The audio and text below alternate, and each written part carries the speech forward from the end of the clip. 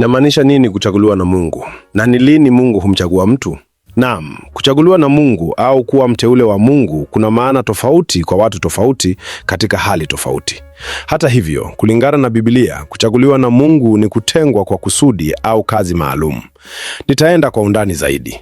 Kuchaguliwa na Mungu ni kutiwa alama, kutenganishwa, kuandaliwa kwa kusudi fulani, na mtu mmoja aliyelielewa hili katika Biblia ni mtu aitwaye Daudi. Na ninajuaje kwamba Daudi alielewa hili? Ni kwa sababu ya kile anachosema katika kitabu cha Zaburi 139 mstari wa 14 anaposema, "Nitakusifu, Bwana, kwa maana nimeumbwa kwa jinsi ya kutisha na ya ajabu." Subiri kidogo. Wewe na mimi tunaijua Biblia. Katika Mwanzo 1:26 Mungu hakusema, "Na tumuumbe mwanadamu kwa jinsi ya kutisha na ya ajabu." Bali Mungu alisema, "Na tumfanye mwanadamu kwa mfano wetu." Kwa hiyo Daudi alipataje ufunuo huu kwamba alikuwa ameumbwa kwa jinsi ya kutisha na ya ajabu? Daudi alielewa kwamba alikuwa amechaguliwa. Ukiangalia kwa undani zaidi, neno kutisha lina maana ya kuwekwa alama, kuheshimiwa, kutengwa, kuchaguliwa. Kwa hiyo Daudi alielewa kwamba ndio, alizaliwa katika familia ambayo hakuwa mtoto wa pekee, lakini linapokuja swala lake, alikuwa ametengwa na Mungu. Aliwekwa kando, alitenganishwa. Kwa hiyo kuchaguliwa na Mungu kunamaanisha umewekwa sehemu tofauti. Sasa, ni lini Mungu humchagua mtu? Kuna tofauti kubwa kati ya kuchaguliwa na kuitwa.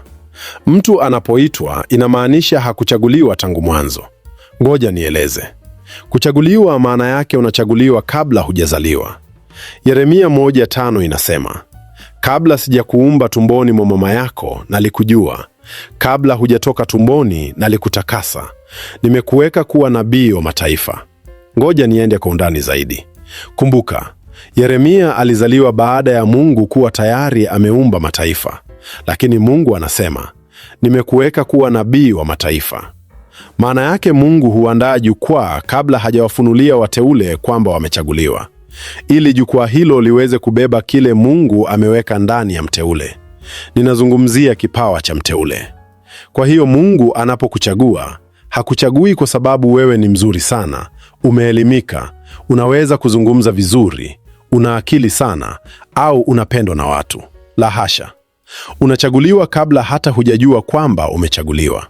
Na Mungu ataandaa jukwaa kabla hujazaliwa, ili siku utakapogundua kwamba una kitu ndani yako, jukwaa tayari lipo. Kwa hiyo Mungu anakuchagua kabla hujazaliwa, lakini kuitwa ni jambo tofauti kabisa. Inamaanisha wewe hukuwa miongoni mwa wateule, bali umeitwa. Ndiyo maana wengi wameitwa, lakini wachache wamechaguliwa. Amosi 7:14 inasema, "Mimi sikuwa nabii wala mwana wa nabii, bali nilikuwa mchungaji na mkusanya matunda. Lakini Bwana alimuita awe nabii wake." Maana yake hakuzaliwa nabii, bali aliitwa kuwa mmoja wao. Lakini kwa mteule, wao huzaliwa nao. Hawafanyi kuwa hivyo. Hapana. Wao tayari huzaliwa hivyo. Na jambo muhimu zaidi hapa ni kuelewa mambo matatu kama mteule. Kuna mahali ambapo kipawa chako ni bora zaidi. Tunapozungumzia mahali ambapo kipawa chako ni bora zaidi, hatuzungumzii kupata kipawa. Tunazungumzia kutambua kipawa. Kisha baada ya kukitambua, kuna mahali ambapo kipawa hicho kinakuzwa. Hapa ndipo unakuwa. Hapa ndipo Mungu anakujenga. Hapa ndipo unapojifunza zaidi kuhusu kile Mungu ameweka ndani yako. Hatua ya mwisho ni pale ambapo kipawa chako kinadhihirishwa.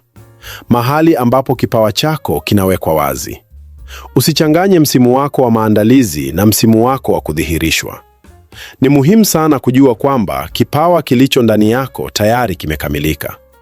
Ni wewe ndiye unayekuwa ndani ya kipawa hicho. Kwa hiyo usiseme kwamba kipawa kinakuwa. Sijasema hivyo. Nimesema wewe ndiye unakuwa ndani ya kipawa. Acha nikueleze kiufupi. Kibibilia, Mungu huweka kipawa au kusudi kamili ndani ya mtu tangu mwanzo. Lakini mtu mwenyewe hukua kiroho, kitabia, na katika hekima ili kujifunza jinsi ya kutumia kipawa hicho ipasavyo. Ni sawa na Timotheo wa pili 1:6 ambapo Mtume Paulo anamwambia Timotheo, "Kwa sababu hiyo nakukumbusha, uichochee karama ya Mungu, iliyo ndani yako kwa kuwekewa mikono yangu. Si kwamba karama haikuwepo, bali ilihitaji kukuzwa kupitia ukuaji wake binafsi.